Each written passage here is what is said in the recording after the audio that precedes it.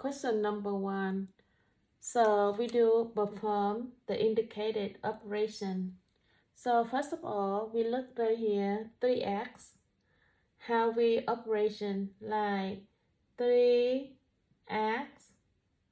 times 2x to the 4th over 3x minus 3x times x to the 3rd over 3x plus 3x times 3x over 3x plus 3x times 9 over 3x.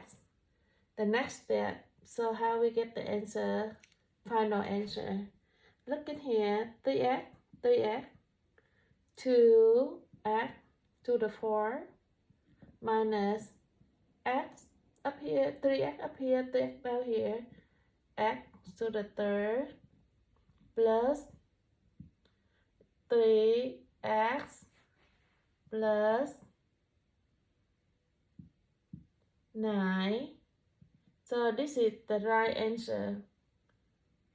So the answer is 2x to the 4 minus x to the 3rd plus 3x and plus 9. Thank you for watching my video and see you next time. Bye bye.